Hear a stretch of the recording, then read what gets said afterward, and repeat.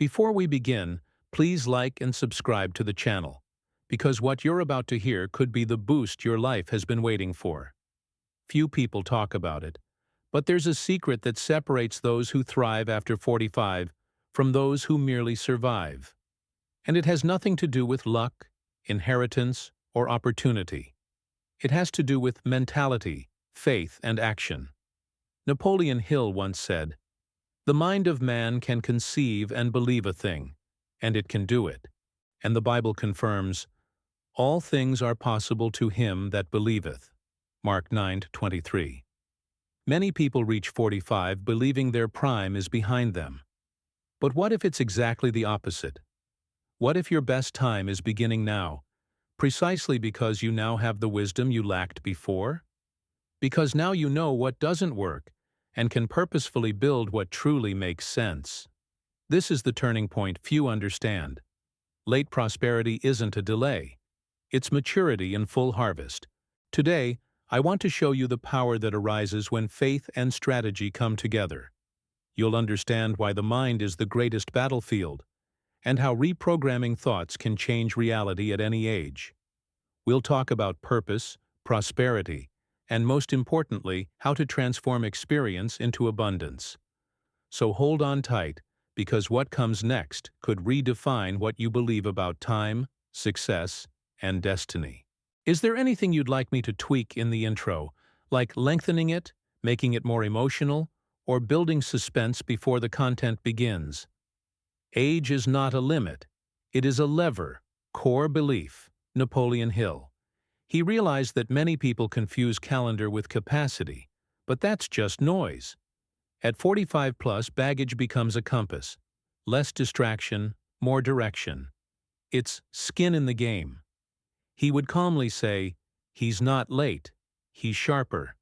Wealth mindset doesn't measure years. It measures focus. How would you remember Napoleon Hill? Clear desire plus consistent action taught you prosperity after 45. When the head repeats, "Too late," the body slams on the brakes. It changes the script. My experience is an advantage. That's it. Autosuggestion in practice, without mysticism. He can anchor this in a 3-minute ritual upon waking. Write a goal phrase, visualize an impeccable delivery, and choose only micro-action. This is how the mental reprogramming leaves the discourse and enters everyday life. A practical example? If they're a consultant, they'll take a prevention approach, not a firefighter approach. Monthly packages with risk and outcome metrics. If they're self-employed, they'll offer express 30-minute audits and provide an objective checklist. Benefits, not jargon.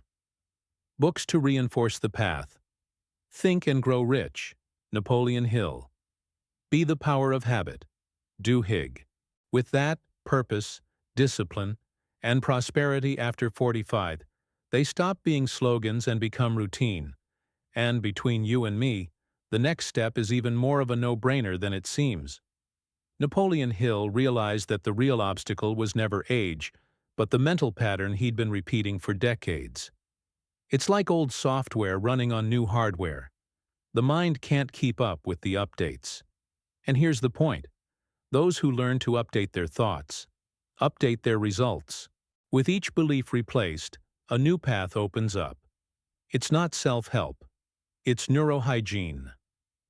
Napoleon Hill would tell you, "You're not old, you're versioned," and that's a competitive advantage. It's at this stage of life that they can look back and recognize everything that hurt, they taught. Everything that went wrong, they polished. Maturity brings a kind of wisdom that Google can't deliver. It provides context, timing, and an emotional understanding of situations. 25-year-olds rush, but 45-year-olds know where to step. It's time to turn scars into compasses and understand that every recorded defeat is actually a shortcut to success. To apply this, he needs to practice what I call a wisdom inventory. List his 5 biggest life mistakes and identify what each one taught him. Then, transform each lesson into a personal principle. For example, Never accept haste when intuition tells you to calm down. Within a few weeks, decision clarity increases and results begin to align. And when this happens, another, even more powerful insight begins to emerge. He begins to understand that every real turning point is born from a moment of discomfort. When everything seems to fall apart, job, marriage, purpose, life is simply clearing the ground for reconstruction. At 45 plus, this process is more conscious. He already knows how to differentiate pain from drama. While drama paralyzes, pain teaches. This is where the power of reinvention lies.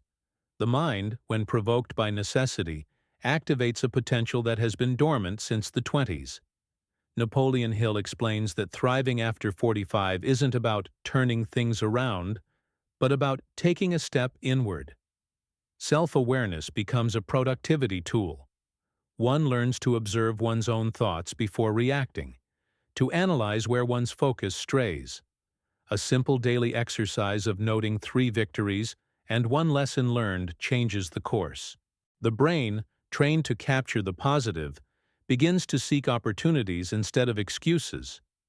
Those who put this into practice discover something curious. The world doesn't change, but the way we interpret it changes, and that changes everything. That problem at work becomes an opportunity to lead. A financial loss becomes a lesson in strategy. A partner's silence becomes an invitation to communicate. It's like adjusting the focus of a lens. The image was already there. It just needed sharpening. And the moment that vision clears, a new, even more provocative question arises. He began to realize that time wasn't an enemy. It was a teacher. Napoleon Hill said that age doesn't rob us of the power to achieve, it only removes our illusions. And the Bible confirms, "To everything there is a season, and a time to every purpose under heaven." Ecclesiastes 3:1. When he understood this, he stopped looking at the years as sentences and began to see them as a harvest. Each wrinkle told a story of overcoming. Each failure held a lesson of wisdom. The clock wasn't against him. It was simply showing him that he now had the experience necessary to thrive with purpose.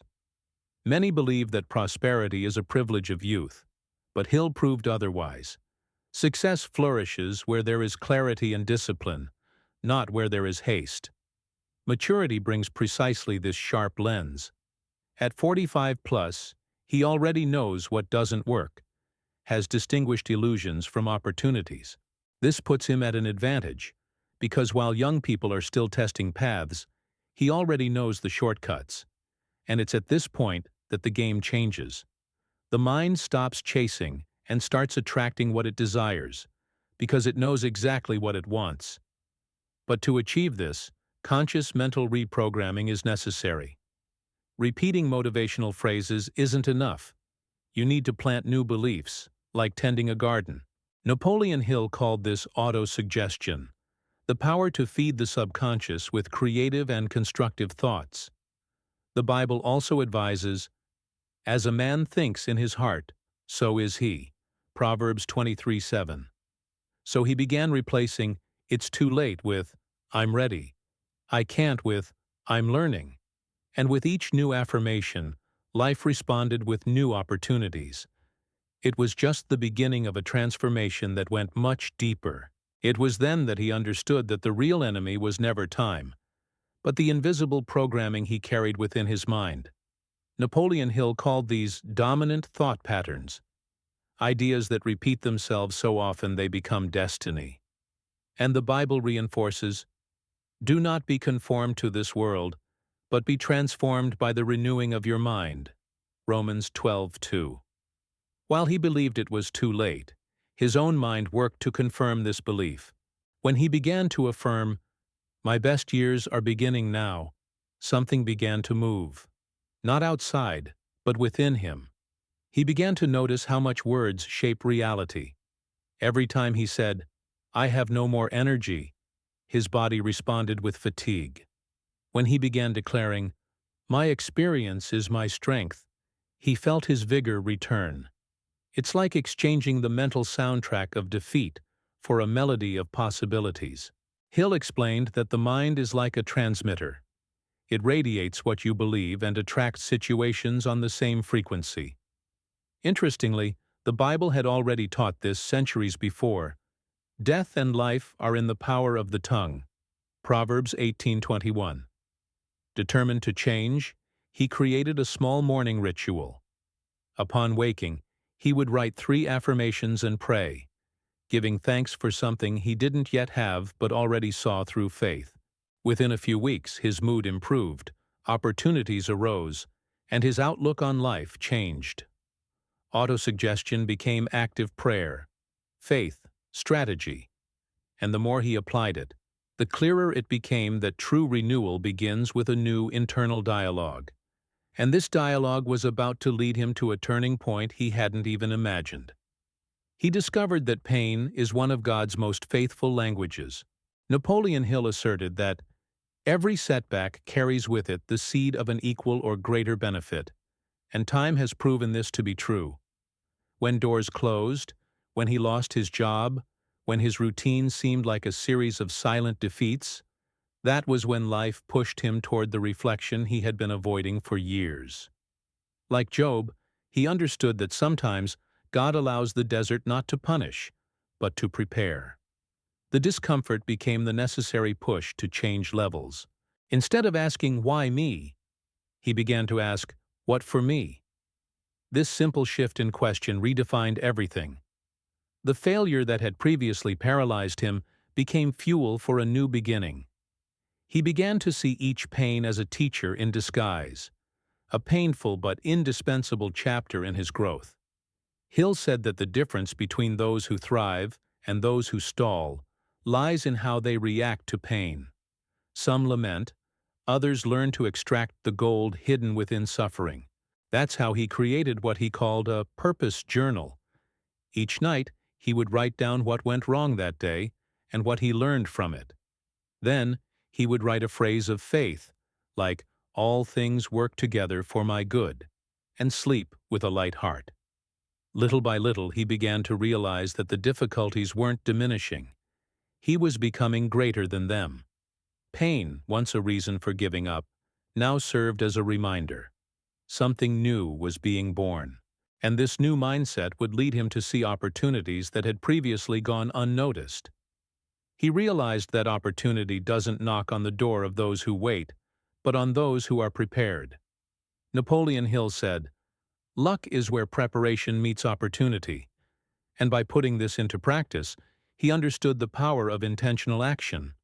While many his age believed they had already given all they could, he decided he still had much to offer. The Bible says, "A wise man will hear and increase in learning." Proverbs 1:5. So he began to act as if he were preparing for a new chapter, not closing an old one. This new approach made him look around with different eyes. Where he previously saw problems, he now saw opportunities for growth. When he realized that many people were complaining about the lack of good service providers in his area, he understood there was room for entrepreneurship. He didn't need a crazy idea. Excellence and consistency were enough. He decided to create something simple but valuable, a preventive maintenance service inspired by Hill's principle of giving more than you pay for. Within a few months, what had been a tentative approach became a benchmark. Prosperity began to manifest itself not as a stroke of luck, but as a result of a mindset aligned with action. He learned that faith without works is dead, James 2:17, and that praying for transformation while repeating old habits is like planting and not watering. So he began to care for his mind and work with the same zeal. He woke up earlier, fed himself with good books, and planned his day with purpose. With each new result, he confirmed a truth Hill always reinforced. Success is not a matter of age, but of decision. And this decision prepared him for the biggest leap of his life. He began to realize that prosperity isn't just about money, but about purpose. Napoleon Hill said that true success is the peace of mind that comes from the progressive realization of a worthy purpose. This phrase changed everything. He realized that working just for survival had killed his motivation, but when he began working for a purpose, his energy returned. The Bible reinforces this idea in Proverbs 16:3. Commit whatever you do to the Lord, and your thoughts will be established. Prosperity, then, came to mean being in alignment with something greater than oneself. He asked himself, what can I offer the world with what I already know? And that's when he discovered that his experience was the hidden gold. Everything he'd learned from years of mistakes, trials, and restarts could now be converted into practical wisdom for others. He created simple mentorships for young people in his community, helping them avoid the pitfalls he himself faced. He didn't charge anything at first, he just shared. Interestingly, it was there, in giving, that the cycle of prosperity began. The more he served, the more doors opened. Hill said that, "No one gets rich without first enriching others." And he saw this happen literally. With each person he helped, he received a new referral, an unexpected contract, a partnership that seemed orchestrated by fate. Faith and action began to work together, like two perfect gears. He understood in practice that money is a consequence of the value one delivers. Prosperity, after all, is service with excellence. And as this principle took root, a new vision for the future began to emerge, something that went beyond material results and touched the meaning of existence itself. He understood that the ultimate stage of prosperity is inner transformation. Napoleon Hill called this the turning point of consciousness, when the desire to have gives way to the desire to be. He no longer wanted just to gain more, but to become a better person. The Bible calls this the renewing of the spirit of your understanding, Ephesians 4:23. He realized that true wealth is emotional freedom, the ability to choose thoughts, reactions, and paths without being held hostage by fear. When the mind calms, life reorganizes, and when the heart trusts, even the improbable begins to make sense. He began to value silence. Before he sought answers in the voices of others. Now he sought them in the presence of God. He exchanged the noise of comparison for the serenity of gratitude. He stopped rushing to prove something and began walking to experience something.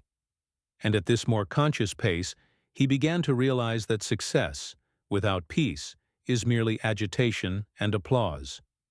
Prosperity became synonymous with balance. Between work and rest, faith and action, giving and receiving. It was then that he finally understood the essence of everything Hill and the Bible taught. Seek first the kingdom of God, and all these things will be given to you as well. Matthew 6:33. True prosperity comes not by conquering the world, but by conquering yourself. When he learns to master his thoughts, discipline his heart, and serve generously, the rest will follow. And at this point in his journey, something new awaited him. A calling to share everything he had learned with those who still believe it is too late to start over. Having come this far, one thing should be clear. Age has never been the issue. A mind programmed for limits has always been. Napoleon Hill said, "Whatever a man's mind can conceive and believe, it can achieve." And the Bible echoes the same truth when it states, "As a man thinks in his heart, so is he." Proverbs 23:7. The key to prosperity is not in the time that has passed, but in the time you choose to use from this day forward. So tell me, what's stopping you from starting over now? Fear? Doubt? Habit? All of this loses its power when you understand that the power to change lies in a simple act of decision. Deciding to plant new thoughts, deciding to see yourself with purpose, deciding to make each experience a stepping stone, not an anchor, because this is what thriving is. Living with intention, not inertia. Now it's your turn. Take what you've learned here and practice it. Turn faith into action. Make your mind your greatest ally, not your saboteur. And before you leave your like, subscribe to the channel and turn on notifications. Because every week I bring you new reflections, principles, and stories that will help you thrive from the inside out. After all, as Hill said, the only real limitation is the one you accept in your mind. And you just learned how to break it.